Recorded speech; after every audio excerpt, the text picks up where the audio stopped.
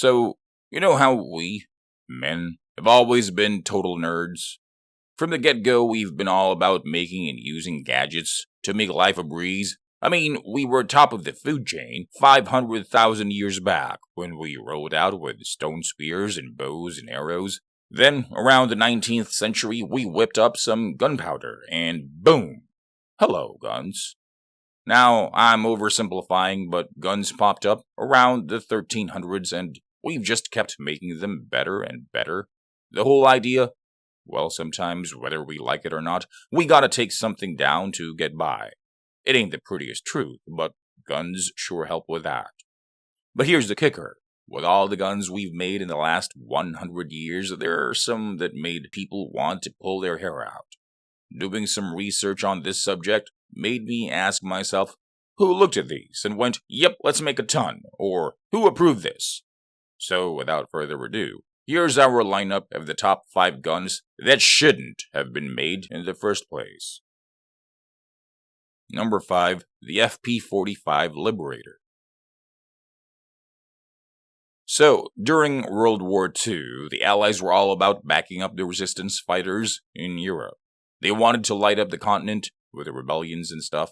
To help with that, they made this nifty little gun called the FP45 Liberator. The whole idea? Give the resistance guys a stealthy little pistol to sneak up on the bad guys. The name Liberator says it all, right? Imagine this. They plan to airdrop tons of these all over Europe. Think about German soldiers getting all paranoid, wondering who had a secret pocket pistol. This tiny thing was only 5.55 inches long, weighed about a pound, and could fit snugly in your jeans. The idea was for a rebel to get close, pop an enemy, and then swipe their way better gun. But the catch? You had to be super close, like within 13 feet, because this wasn't some sniper weapon. It used the same ammo as the Colt M1911, the 45 ACP. Even with its basic design, at close range, it packed a punch. The US was pretty stoked about this plan. They churned out 1 million of these bad boys at the GMC Guide Lamp Factory in Indiana. They sneakily named it the Flare Projector Caliber 45 to keep it hush-hush. And making this pistol was super easy on their budget. Within 11 weeks in 1942, 300 folks whipped up 1 million of these with just 23 steel parts each. They cost only $2.40 to make, so folks cheekily dubbed it the Woolworth pistol. When someone got a Liberator, it came in a cardboard box with 10 bullets, a wooden stick, and a comic book-like manual. It could only shoot once before you had to reload, and reloading was a chore. You had to use a wooden stick to push out the empty brass. But here's the kicker. Even with all this effort and sneaky planning, these pistols didn't really see much action. Just a few got to the resistance guys, and there's no proof anyone actually made a successful sneak attack with one. After the war, most of them ended up either taking a deep-sea dive or got melted down. Crazy, huh? Number 4, Chauchat machine gun. So, have you ever come across the Chauchat machine gun? I'm talking about the one with the official sounding name, the Breda Modello 1915 CSRG. This bad boy started off with a decent rap, but quickly fell from grace when the soldiers had to use it. In the grand game of telephone that is history, some folks got it twisted, calling the Chauchat one of the first assault rifles. But let me set the record straight. This was a light machine gun through and through. Comparing it to a rifle is like calling a tank a Humvee. Now here's where things got funky. The folks behind the Chauchat, aiming for some kind of streamlined process, decided to chamber it in the 8mm Lebel cartridge. Why? Well, it was the French Army's go-to at the time. Sounded logical if you wanted easy manufacturing and ammo flow. But there was a little hiccup. The 8mm cartridge had this peculiar rimmed base, so instead of stacking up neat and straight, they ended up curving like a banana. Hold on to your hats, cause the design choices even got wackier.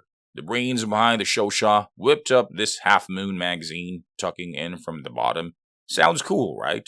But then they added these cutouts which I guess we're there so you could peek in and see how much ammo you had left.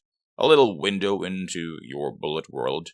Only problem, it turned out to be an open invite for mud, dirt, and all sorts of gunk, causing the gun to jam more than a traffic-packed freeway during rush hour. Now, here comes another curveball. Enter the Gladiator Company. Yep, you heard it right. A company known for making bicycles was brought into the gun game. Some bright spark-figured, steel tubes and guns, same difference, right? Nope.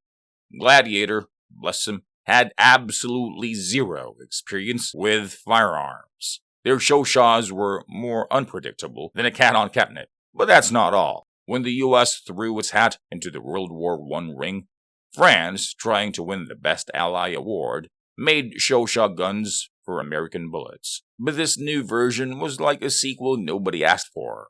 Worse than the original.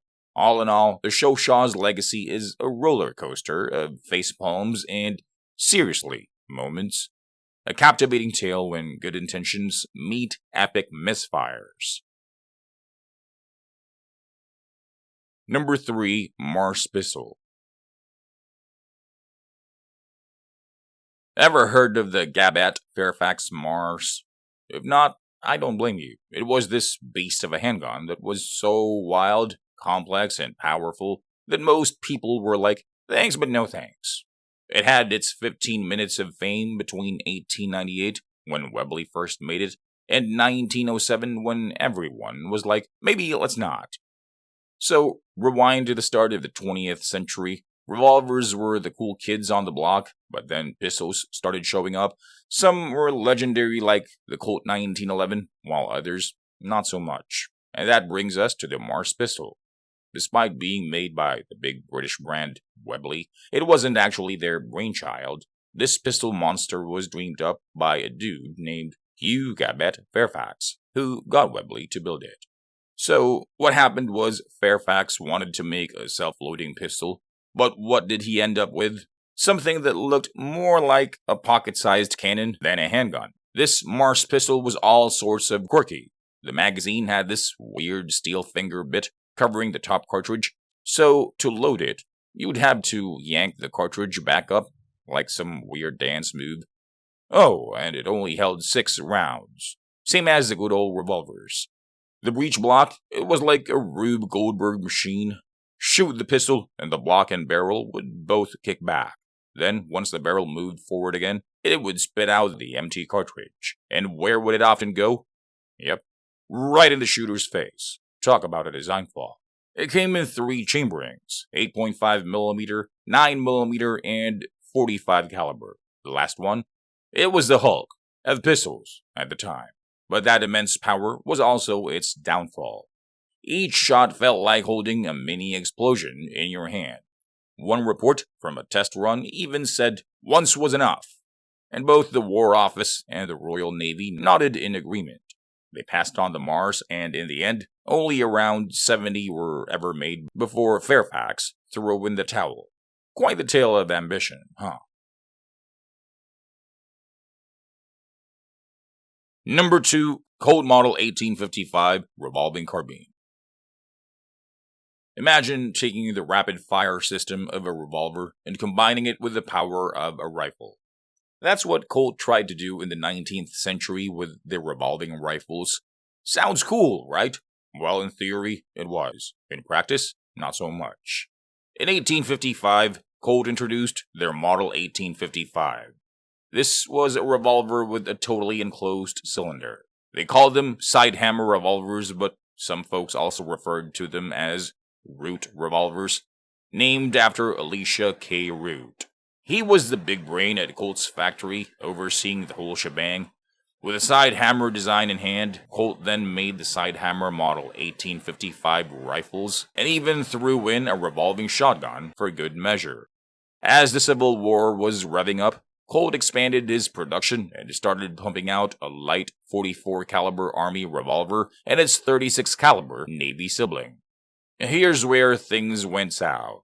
They turned that revolver into a rifle and a shorter carbine version. In 1855, the US military thought, hey, let's give this a shot, making it the first ever repeating rifle they adopted.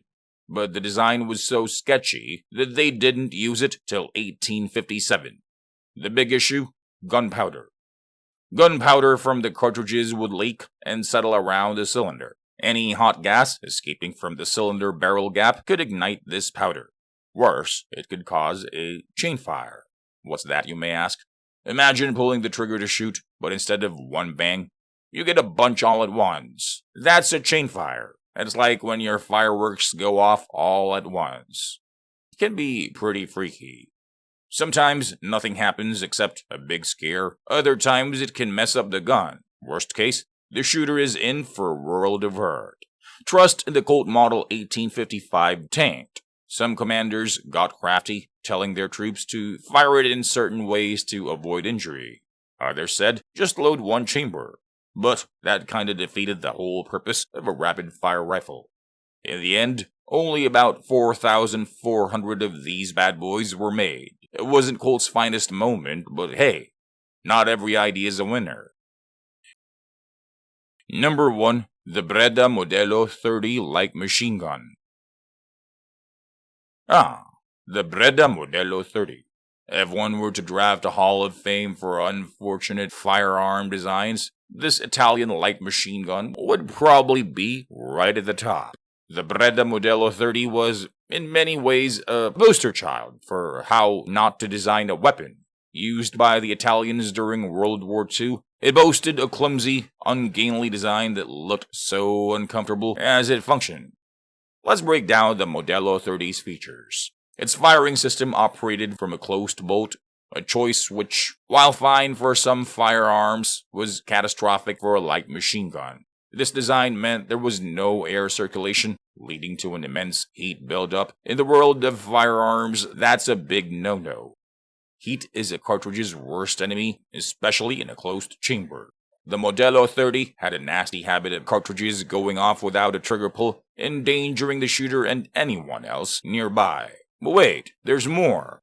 The Breda had another peculiar feature, an integral oil pump designed to lubricate cartridges as they were chambered. While this was meant to ensure smooth extraction of casings, it brought its own problems, namely combining lubrication with a fixed 20-round box magazine, which could only be reloaded using a stripper clip. And if that wasn't enough, the magazine had a cutout on top, much like the ill-fated Chauchat. This window was a welcome mat for sand, dirt, and debris. Now let's do some math. Dirt from the cutout plus oily cartridges equal a cleaning nightmare.